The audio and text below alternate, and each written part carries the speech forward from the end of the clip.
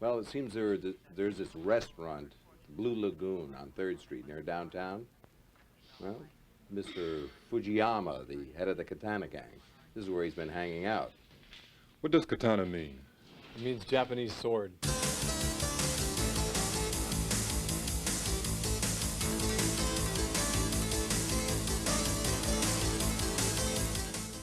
All right, everybody. I'm here with Mathew Karedas, who is best known for his role in the cult film Samurai Cop.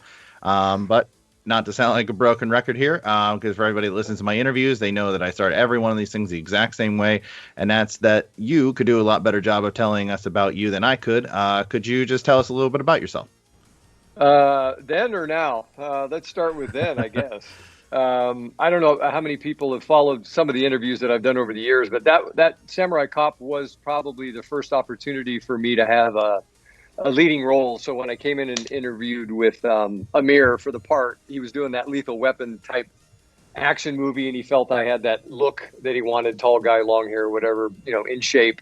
And so for me, on the outset, it sounded like a great opportunity. And little did we know as we progressed through the filming over the next, 9-10 months, that it would become the cult movie classic that it did. But so, yeah, I had moved from Portland, Oregon to California, had done my bodyguard work with Stallone for the first 3 or 4 years, and then kind of left him, wanted to do my own acting. And then I stumbled in, upon with Amir, because one of the other guys that I worked with had said, hey, go see this guy. He does these low budget movies. You got to build up some tape and, try to get an agent, blah, blah, blah. So that's kind of the route I went.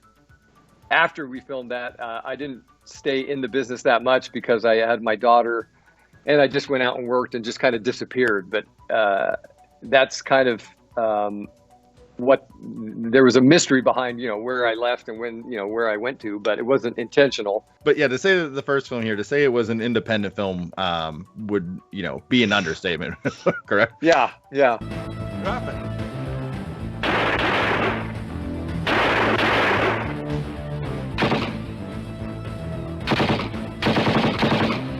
Yeah, the budget was super low. I mean, I do have admiration for Amir, knowing what we went through when we shot the sequel to the first movie.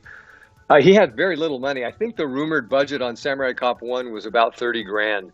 And, for him to do what he did, it was all shot on footage, but you can kind of understand why there was stopping and starting and, why half of the fight scene is in the summer, the next one it's in the fall, then it's finally in the winter, then there's a wig, there's not a wig. He just would shoot what he thought he needed, and then we would all be told, all right, we'll call you in a couple weeks. And then we'd get back together, and whatever he was missing, he would piece together when he got more money to shoot more scenes. And that's kind of, how it went throughout the whole thing. And we never thought it would get done or get finished. But for it to end up the way it did, in the end, of course, with me and the wig and everything else, it kind of makes sense. But, when he said, we're all done filming, I cut my hair short for headshots for my agent.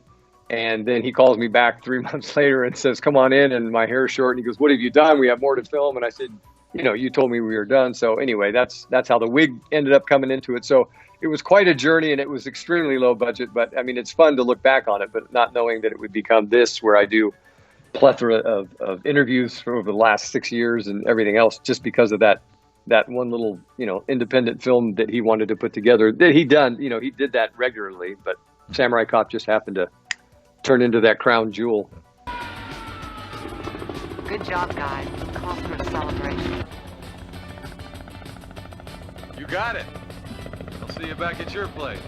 Tell me if this is a rumor or not, but you were kind of given the role like right away, right? You walked in and he said like, that's what I want, and just you didn't even really have to audition. Did he just hand you the part?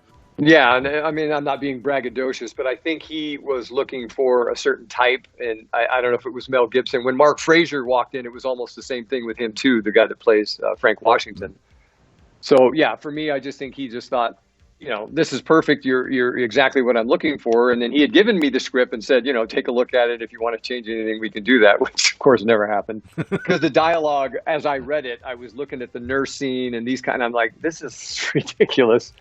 And he was Iranian descent, and I think a lot of the translation in the way that he wrote the script it's just not the cadence or the speak that we would use. And I said, hey, well, can I change this? Can I change that? And, the infamous line of, what did he say about the I'm telling these motherfuckers or something. I can't remember. Now I'm telling these son of a bitches that we respect the Japanese of this country who are honest businessmen. And yeah, this is the land of opportunity for legitimate business, not for death merchants who distribute drugs to our children through schools and on the streets. We had made comments and said, can we change that? And he was absolute of, no, just say it the way I wrote it. So, we did it under the guise of, this is never going to be seen, so who cares? Let's just finish it and get done with this and move on. Yeah. But in the end, it did come back to bite me in the ass. Besides my bad acting, I don't want to have any excuses for that. But on top of that, having, the dialogue and the scenes with the nurses and all the nudity and everything else was just ridiculous. But Have you been circumcised? Yeah, I have. Why? Well, your doctor must have cut a big portion of it off. No, he was a good doctor. Good doctors make mistakes, too. That's why they buy insurance. And how much acting had you done before this film? I don't think I've ever done any acting that you could call acting. I had done one film before that I had stopped working with Stallone in November of 89, and I did a film in Vegas, December, I guess it was that same year, 89, with Jimmy Van Patten called American Revenge, where I played a bad guy drug dealer. And that was a second lead kind of thing, but it again wasn't that fabulous as far as me and the movie itself. So that was all I'd done before Samurai Cop. But I had worked, in high school, I'd done theater, that kind of thing, where it's juvenile, so it's not like a profession. So definitely, I would never consider myself an actor. As far as a cult personality, sure, but the acting, I think nothing really that I would consider worth bragging about, even with the second movie.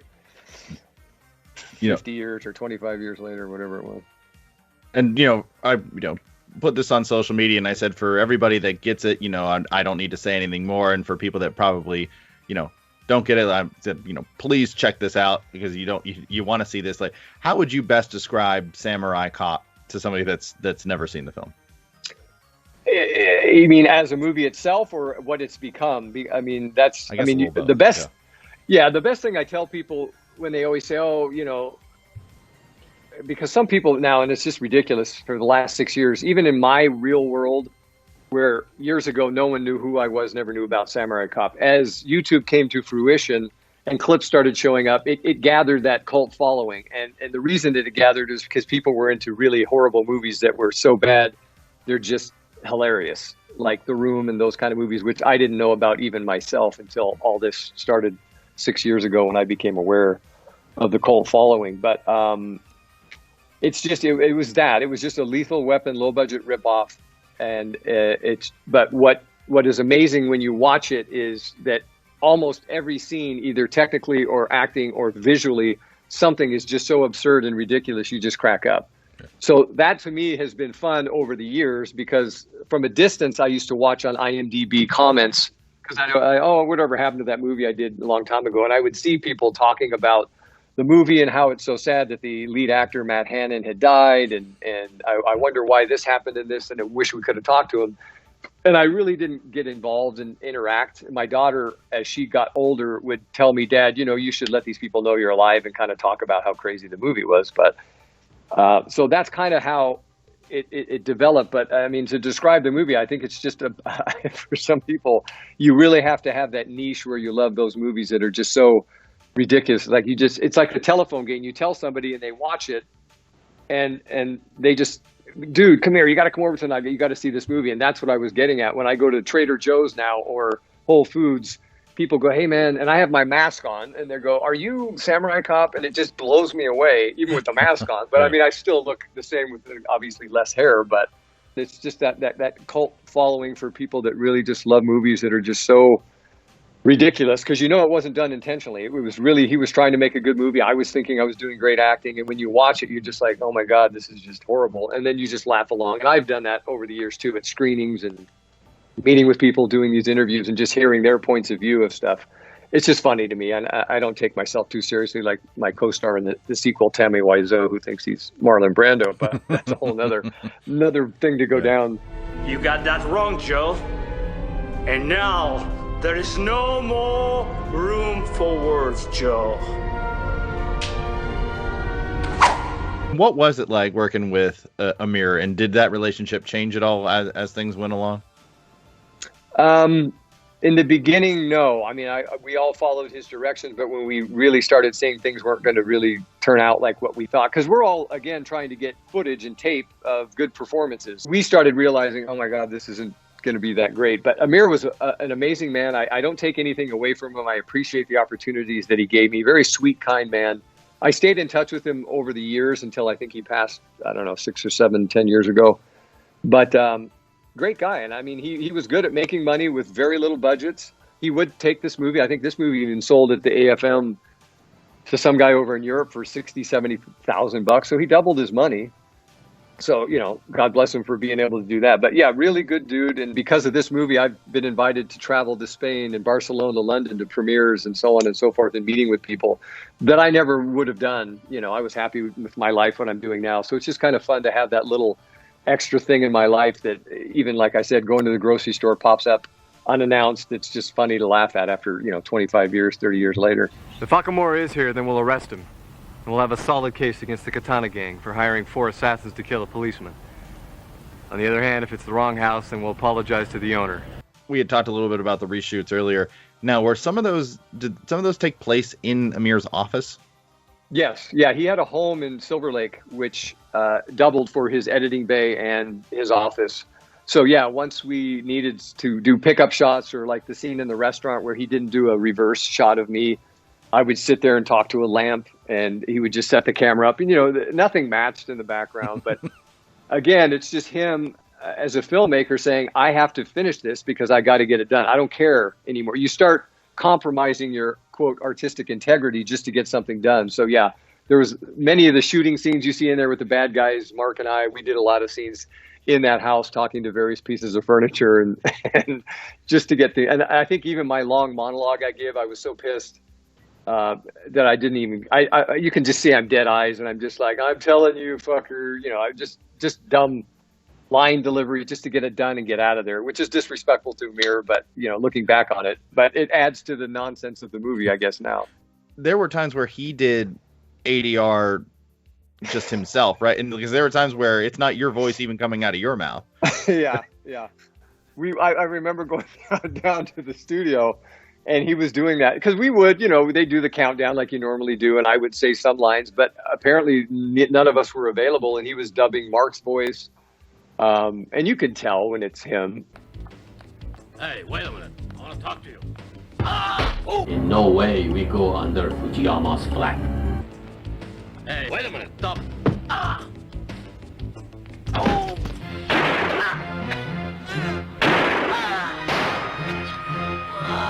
I mean, it was just funny to see in the end product. Like I said, if I was trying to show this to an agent, I'm thinking, oh my God, these guys are going to laugh. They're like, whose voice is that? That doesn't match.